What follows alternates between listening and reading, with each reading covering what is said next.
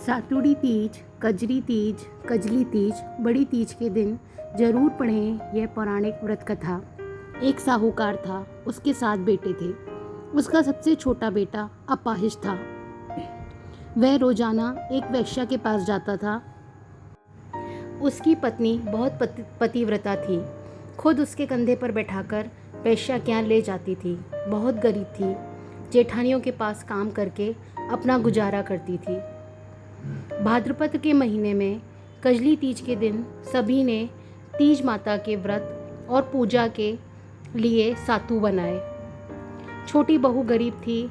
उसकी सास ने उसके लिए भी एक सातू का छोटा पिंडा बनाया। शाम को पूजा करके जैसे ही वो सत्तू पासने लगी, उसका पति बोला, मुझे वेश्या के यहाँ छोड़ कर आ। हर दिन की तरह उस दिन भी वह पति को कंधे पर बैठाकर छोड़ने गई, लेकिन वो बोलना भूल गया, तुम जाओ। वह बाहर ही उसका इंतजार करने लगी। इतने में जोर से वर्षा आने लगी और बरसाती नादी में पानी बहने लगा। कुछ देर बाद नदी से आवाज़ आई, आवतारी जावतारी दोना खोल के पी, पिया प्यारी होए। आवाज़ सुनकर उसने नदी की तरफ देखा तो दूध का दोना नदी में तैरता हुआ आता दिखाई दिया। उसने दोना उठाया और 7 बार उसे पीकर दोने के 4 टुकड़े किए और चारों दिशाओं में फेंक दिए।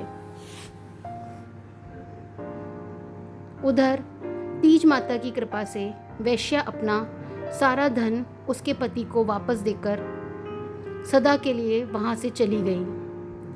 पति ने सारा धन लेकर घर आकर पत्नी को आवाज़ दी। दरवाज़ा खोला तो उसकी पत्नी ने कहा, मैं दरवाज़ा नहीं खोलूँगी। तब उसने कहा कि अब मैं वापस नहीं जाऊँगा, दोनों मिलकर सातू पासेंगे। लेकिन उसकी पत्नी को विश्वास नहीं हुआ। उसने कहा, मुझे वचन दो, वापस वेश्या के पास नहीं जाओगे। पति ने पत्नी को वचन दिया तो उसने दरवाज़ा खोला और देखा उसका पति गहनों और धन माल सहित खड़ा था। उसने सारे गहने कपड़े अपनी पत्नी को दे दिए। फिर दोनों ने बैठकर सातू पासा।